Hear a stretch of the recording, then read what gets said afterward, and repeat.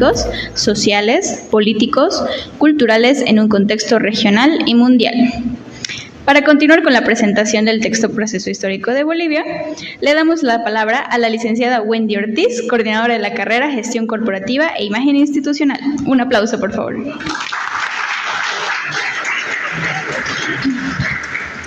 Buenas tardes, ¿se escucha? ¿Sí? Buenas tardes, muchas gracias Natalie. Bienvenidas a todas las personas esta tarde. Bienvenido al Consejo Directivo, a los docentes, colegas, administrativos, al doctor Remy, por supuesto, que es el autor. Quiero expresar mi agradecimiento y felicitación al doctor Remy Ferreira por la elaboración del texto. Si no me equivoco, él ha estado trabajando aproximadamente un año en este documento, en el cual más adelante él nos va a comentar brevemente de qué se trata este texto.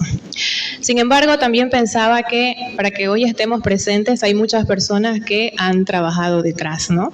También tenemos a nuestras colegas, Natalie, el Consejo Directivo, para que estemos presentes en esta tarde desde sus diferentes roles. Y hoy lo tenemos, este texto, de manera tangible.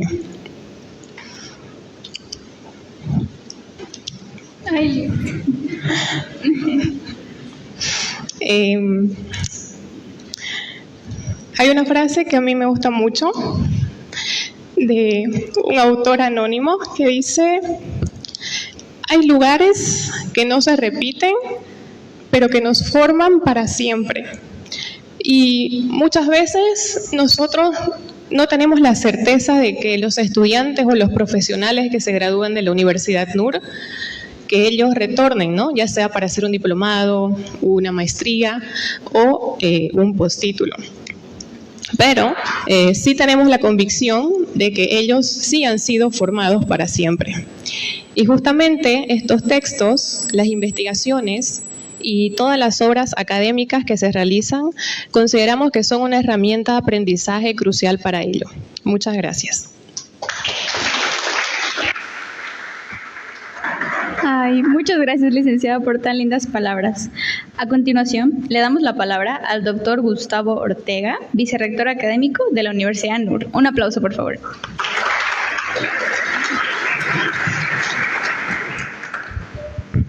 Muy buenas tardes a todos los presentes, en especial a Remy. Grata noticia de que ha concluido con el texto. Bueno, un saludo inicialmente a todos los presentes acá, autoridades y docentes y estudiantes. Uno dice, bueno, sobre la historia de Bolivia se ha escrito mucho. Sin embargo, es muy importante saber que diferentes autores escriben sobre esto, pero también las perspectivas son diferentes. Para la NUR es muy grato presentar este texto porque no solamente es un documento que sistematiza o sintetiza la historia de Bolivia, sino que es ya un texto oficial de una asignatura de la universidad. O sea, el desafío no solamente haber sistematizado la historia de Bolivia hasta el 2025, sino que haberlo estructurado en un formato que la universidad ya ha preestablecido desde un punto de vista pedagógico. A veces la historia la tomamos de una manera muy banal, ¿no? Decimos historia y en el colegio hemos llevado también mucho de historias, ¿no? Y no necesariamente han sido asignaturas muy gratas, ¿no? Nombres, fechas. Hay un autor que se llama Stephen Covey, que en su libro Primero es lo primero cuenta una historia que me gustaría contarlo hoy, para poder que podamos entender la importancia de la historia. Él pide a sus lectores que nos imaginemos, yo les pido a ustedes que se imaginen por un momento, que despiertan hoy en la mañana y de repente de lo único que se dan cuenta es que no recuerdan nada. Es decir, por alguna razón les dio amnesia total. Y él pregunta, ¿no?, ¿qué sensación tendríamos? Yo les pregunto a ustedes, ¿qué sensación tendríamos si de repente despertamos y no recordamos absolutamente nada? ¿Qué preguntas les viene a su mente? ¿Qué sentimientos? Él, con esta pequeña historia, bueno, él plantea otro tipo de análisis, pero nos hace pensar que para poder proyectarnos hacia adelante necesitamos conocer nuestra identidad. Preguntas como, en el caso del ejemplo, ¿no?, ¿quién soy? ¿Dónde estoy? ¿Quiénes son esas personas que están a mi lado? Preguntas tan básicas que mientras no tengamos amnesia, ¿no?, pareciera que son obvias, ¿no? Pero así como el aire, nuestra historia es fundamental. No es un ancla hacia el pasado, pero es una plataforma que nos permite proyectarnos. Sin historia no podemos avanzar. Y en ese sentido creo que la forma en cómo está presentando la historia de Bolivia el doctor Raimi para las asignaturas, en este caso de la carrera de Gestión Corporativa e Imagen Institucional, que es el nuevo nombre, me parece fundamental, no solamente para la carrera, sino para todos nosotros. Nosotros ya como sociedad es importante que conozcamos nuestra historia. Si queremos proyectarnos, tenemos que conocerlo. No como una ancla, como les digo, sino como algo necesario que necesitamos conocer para poder proyectarnos. En ese sentido, quiero felicitar nuevamente al doctor Raimi por el documento y espero que sea de mucha utilidad, no solamente en la carrera, sino como un texto de consulta para otras asignaturas. Muchas gracias.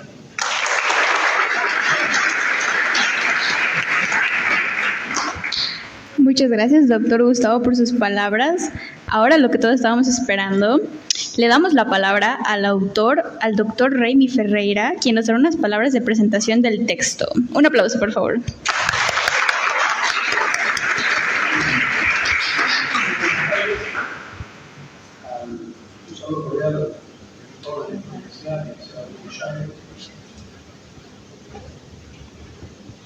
Al rector de la universidad, Willy Chaye, al vicerrector académico, el doctor Gustavo Ortega, al licenciado Bas Resvani, vicerrector administrativo, a nuestra coordinadora de carrera de gestión corporativa, licenciada Wendy Ortiz, a la licenciada Rosa Cerorande, directora de la editorial y del área de investigación, a todos los estimados colegas docentes, estudiantes, amigos, familiares que están presentes.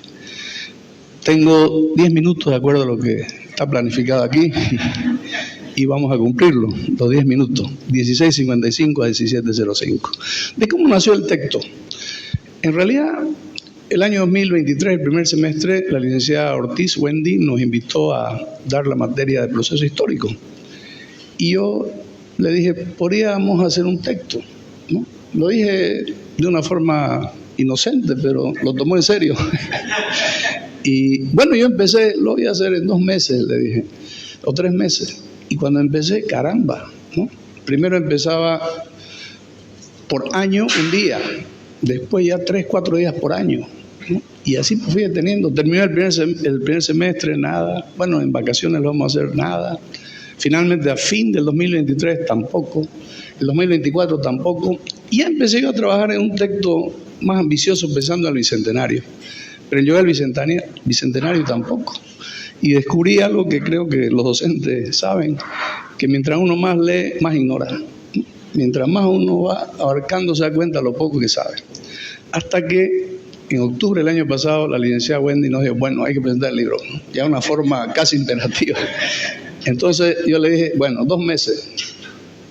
Pregúntenme si terminé en 2 meses. No, recién terminaba hace 20, 30 días, un poquito más. Pero al final terminamos. Así nació el libro. Como lo decía muy bien Gustavo, es un libro adaptado al alineamiento académico de la ANUR y a las publicaciones de la ANUR, con actividades de aprendizaje, con recursos didácticos, digitales, siempre pensando en la amplia participación de los estudiantes. En cuanto al modelo, es un texto que tiene, como casi todas las materias, asignaturas de la universidad, está basado en capacidades y en una visión sistémica integral. Está pensado desde una perspectiva económica, política, cultural, institucional, tecnológica, pero además está vista como un proceso, no es una serie de relatos aislados, anecdóticos, a veces optimistas, a veces negativos, no, está pensado en una perspectiva de sistema, como lo dice la materia. Si ustedes notan, no dice libro de historia, no dice proceso histórico, porque la visión sistémica de la historia es eso, entender que es un proceso permanente, multicausal, interconectado. Luego, bueno, Gustavo me ganó la idea, ¿no? ¿Para qué sirve la historia? Y yo iba a decir lo mismo, ¿no? ¿Qué tal que uno se levanta y no sabe quién se llama esa mañana? Y si uno no sabe qué se llama, no sabe qué va a ser ese día, no sabe quién es. ¿La historia para qué sirve? Hay mucha gente que piensa que la historia es una asignatura aburrida. Creo que la historia es fundamental. Sin historia no hay futuro. La historia nos permite explicar el presente, pero sentar las bases hacia el futuro. Pero para eso tiene que tener unos requisitos. No puede ser un relato parcializado, ni justificatorio. Hay muchos libros de historia. Muchos lo han escrito de una visión parcializada. Y lo han hecho para justificar lo que han hecho. O lo hacen para mantener una línea ideológica o política. Y eso creo que no nos hace bien. La historia nos permite descubrir esos, entre comillas, genes. Esos genes que Braudel, el gran historiador francés, decía, explican a largo plazo, en la memoria larga, los orígenes de lo que somos. Y si uno nota, es impresionante. Las cosas que hoy estamos viviendo se han repetido, se han ido repitiendo en la historia. Y aquí viene la necesidad de una historia autocrítica, de no mentirse. Y lamentablemente, yo aprendí en colegio que la guerra del guano o la guerra del salitre fue una total agresión, cosa que no es falso, pero sin ninguna responsabilidad. No nos enseñan que nos ofrecieron 3 veces arbitraje y lo rechazamos. No nos enseñan que nos pidieron cumplir un tratado internacional y lo rechazamos. Nos dicen que nosotros fuimos agredidos por Brasil. Es más, hacen ver a la guerra del Acre como una guerra internacional. En realidad fue una secesión. No dicen que lo entregamos el Acre a una empresa anglo-norteamericana, que ese fue el motivo por el que Brasil cambió de opinión. Es más, en la primera revolución Brasil nos ayudó a recuperar Puerto Acre. Pero eso en la historia o no pasa como una anécdota pequeña o no se la menciona.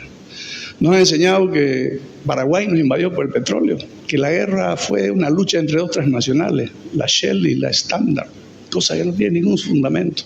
Por suerte hoy la historiografía recién lo está reconociendo. Quien no aprende de sus errores, evidentemente no puede corregir su conducta. Y una historia que justificó, que nos hizo víctima, que le echó siempre la culpa al otro, evidentemente no nos ayudaba. ¿Qué nos ayuda? Una historia autocrítica, porque la historia autocrítica nos permite aprender de la experiencia. En el ciclo de capacidades o en el ciclo de aprendizaje que aquí en la ANUR se enseña, se nos enseña que viene la experiencia, la reflexión, la conceptualización y la aplicación. La experiencia es lo que nos ha pasado. Reflexionar sobre ella es un deber, pero siempre que se reflexione con algunos lineamientos, con ética, con equilibrio, con autocrítica, pero además sin parcialidad.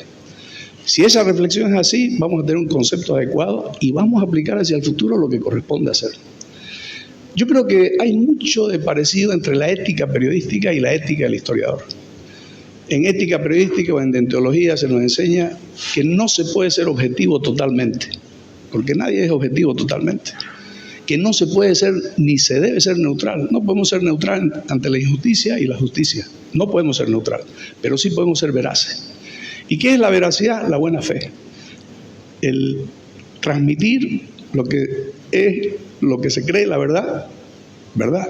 Con una intención moral, con una orientación ética, de no utilizar la historia en otro sentido, sino de conocerla. Yo creo que tiene mucho parecido entre la ética periodística y la ética de la historia. ¿Cuáles son algunos aspectos, ya para terminar en la recta final, que hemos descubierto, entre comillas descubierto? Yo les voy a hacer una confesión, y está en el texto. Cuando yo era ministro de Defensa del 2016, publicamos un libro, Las Memorias de Ezequiel Rufino Román, creo que se llama, o Ezequiel Román, no recuerdo el nombre para no mentir, en la que se da, por cierto, una batalla, en la que habríamos capturado 500 prisioneros chilenos y habríamos quedado con 500 caballos, no sé cuántos. Y lo publicamos porque parecía un texto sacado de las bóvedas del ministerio, etcétera, etcétera. Y en esta investigación nos hemos dado cuenta que eso estaba basado en un texto apócrifo, pero hemos tenido que buscar e investigar. Ahí nos dimos cuenta de tantas cosas que se nos dicen como ciertas y que no son ciertas. Pero pasando a lo anecdótico, si eso no se lo ve como parte de un proceso, evidentemente la historia no tiene sentido. Esos hechos van cobrando sentido a la luz en la que vemos que nuestro país fue construido en un molde colonial como un enclave de la plata y luego fue cambiando con el estaño y otros recursos económicos que se mantienen. Otro patrón que hemos visto, que no es invención nuestra, por supuesto, ya lo han mencionado varios autores, pero que creo que hay que institucionalizarlo. Desde el nacimiento de nuestra república había una contradicción Estado-mercado. Los primeros años fuimos un Estado proteccionista, siguiendo el molde colonial. Luego nos abrimos al liberalismo con el influjo del imperialismo inglés, la revolución industrial. Luego vino un ciclo nacionalista después de la guerra del Chaco, influido por el keynesianismo que a nivel mundial se expandió después de la gran crisis de 1929. Luego vino la era de la globalización, el neoliberalismo. Y fíjense que Estado, mercado, mercado, Estado. Y después del neoliberalismo vino el neoestatismo, que lo encarnó el MAS. Y hoy ese péndulo que estaba en el Estado está virando nuevamente al mercado. Y uno llega a la conclusión, como dice Gustavo Fernández, que la historia en nuestro país son ciclos marcados por dos ejes: Estado, mercado, mercado, Estado. Es una recurrencia que se puede ver en el texto. Otra recurrencia, nuestra enorme inestabilidad. En plena guerra del Chaco, la censura a los ministros, la división, los egoísmos, la miseria humana, y en eventos internacionales y nacionales siempre está presente la inestabilidad. El excesivo formalismo, las tensiones regionales que no son nuevas. Uno cree que el tema de la tensión Occidente-Oriente es nueva, no. En realidad se basan, y si uno va a la memoria larga, como dice Braudel, se basan, por ejemplo, en que los que vinieron a la zona oriental vinieron del Paraguay, ¿no? Y la parte andina donde llegaron los españoles del Virreinato del Perú o del Perú, se quedaron ahí. Pero hubo luego que definir quién administra estos territorios y que Ñuflo Chávez. Ahí se sentó la base de esa tensión Oriente-Occidente. En fin, son tantas otras que por tema del tiempo no nos quisiéramos expandir. Leer nuestra historia a veces es deprimente. Yo les digo que es deprimente. Yo creo que hay que cambiar el sentido de la historia. Por ejemplo, uno ve el mapa que nos ponen, todo lo que éramos, en muchos casos falsos. Eran territorios en el mapa, como en el Chaco, que no eran exactos. Y nos ha hecho ver la historia como un país de perdedores, cosa muy relativa. Yo creo que la historia tampoco debe estar contaminada por el excesivo nacionalismo. Nos hacen ver como los malos a los otros. Y si usted ve la historia del Paraguay y de Chile, también es lo mismo. Hay que cambiar. Si queremos una humanidad unida, una nueva forma de entender las relaciones internacionales, hay que empezar también por la historia. Una historia no chauvinista. Y empezar a entender que nuestra historia finalmente es parte de un proceso, ¿no? Y no hacer énfasis en las diferencias y en las enemistades. A mí me da mucha pena. Yo veo niños del kinder que ya desfilan con su fusil de palo el 23 de marzo, ¿no? A recuperar teóricamente por las armas el litoral. Y siguen poniendo el mapa que tuvimos. Es como que alguien le haya amputado la pierna y siga publicando fotos con su pierna. O yo, que cuando hace 20 años o 30 tenía pelo, siga publicando en Facebook mi perfil con pelo. No, ya no tenemos pelo, ya no tenemos costa, ya lo perdimos. Tenemos que ser de alguna otra forma realistas y dejar de alimentar ese odio nacionalista. Hay muchas cosas negativas, de verdad. Ahora lo que sorprende, y lo que a mí me sorprende, es cómo pese a todo seguimos unidos. Cómo hemos llegado a 200 años. Hay patrones negativos, pero también hay algo positivo que nos mantiene unidos. Yo creo que la labor de la historia es ver qué es eso positivo, porque ahí está la base de la nacionalidad. Pero una nacionalidad no excluyente, no chauvinista. Decía Edouard Morin, no sé cómo se pronunciará porque él es francés, que lo primero que tiene que enseñar un docente en el aula es a dudar de lo que enseña a sus alumnos. Por eso en este libro no van a encontrar certeza, van a encontrar muchas dudas, porque el conocimiento es la multiplicación de la duda. Quiero agradecer a la universidad por la publicación del libro, a su cuerpo directivo, a nuestra coordinadora. Gracias por su empuje, quizás no lo hayamos hecho si no nos haya exigido tanto. Y a Juliet, mi esposa. Muchas gracias.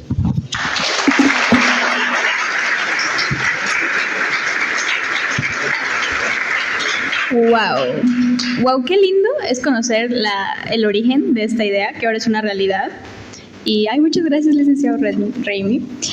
Ahora, para continuar, le damos la palabra a la licenciada Rosa Cerro Grande por parte del Instituto de Investigación. Un aplauso, por favor.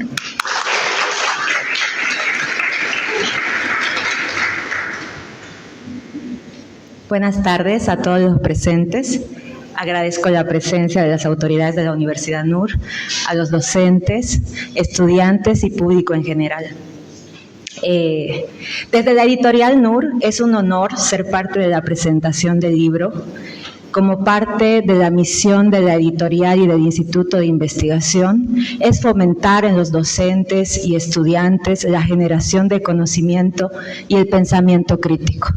En este sentido, quiero agradecer profundamente al doctor Raimi Ferreira por contribuir a esta misión y por dejar este libro para los nuevos estudiantes y las nuevas generaciones. Y agradecer a la licenciada Wendy Ortiz, coordinadora de la carrera, porque es mi amiga, sé cómo ella ha trabajado con el equipo, sé que desde el año pasado está contribuyendo a la formación con sus estudiantes y está aportando a cultivar la investigación. De parte de la universidad y el Instituto de Investigación, estamos comprometidos por fortalecer el espíritu científico, que es parte de la naturaleza del ser humano.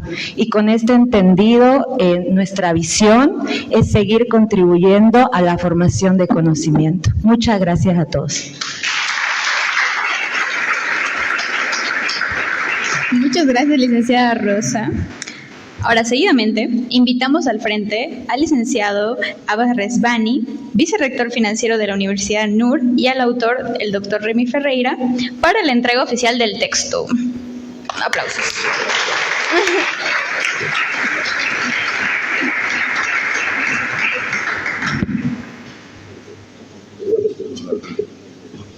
Gracias.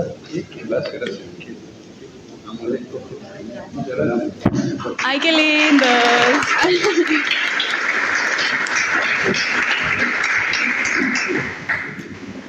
Qué increíble esta noche. Ok, para cerrar esta memorable presentación, invitamos al magíster William Shai, rector de la Universidad NUR. Un aplauso.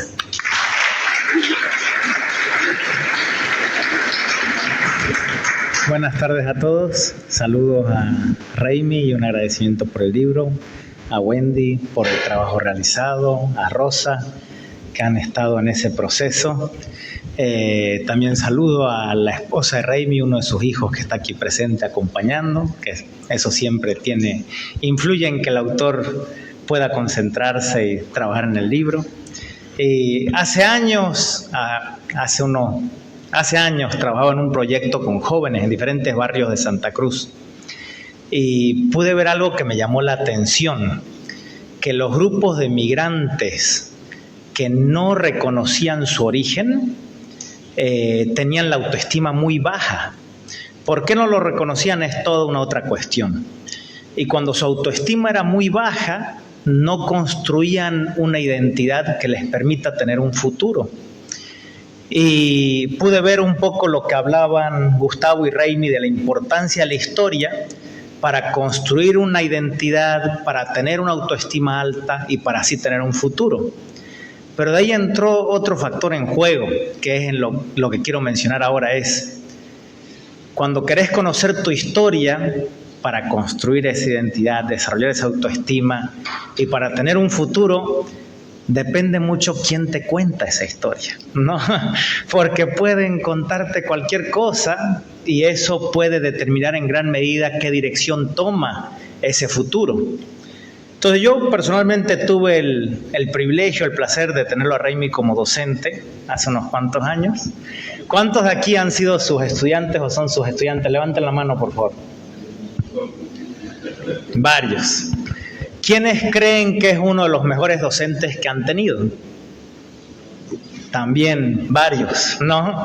Entonces, creo que Raimi tiene una legitimidad, no solamente por su conocimiento, sino porque creo que, así como él mencionaba, ha hecho un esfuerzo sincero por contar la historia, no en base a ciertos intereses o en base a ciertas agendas, sino para que podamos conocerla y a partir de ahí podamos construir un futuro como sociedad.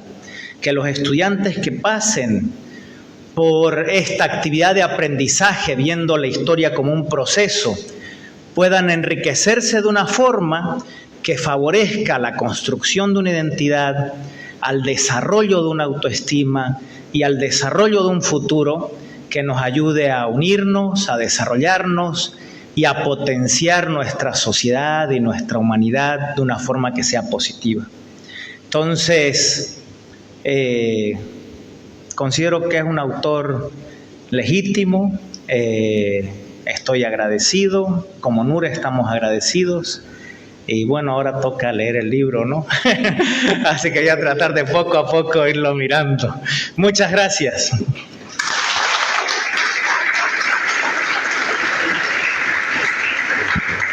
Muchas gracias a nuestro querido rector. Ahora, para las personas que quieran comprar el texto, lo pueden comprar con nuestras amigas Janine y Gabriela. Hola chicas, ¿qué tal? Allá al fondo. Y muchas gracias a todos por ser parte de la presentación del texto oficial de Estudio Proceso Histórico de Bolivia. Y ahora les voy a pedir a todos que se vengan aquí al medio para sacar la fotito institucional. Así todos. Sí. Y aplausos para ustedes, aplausos.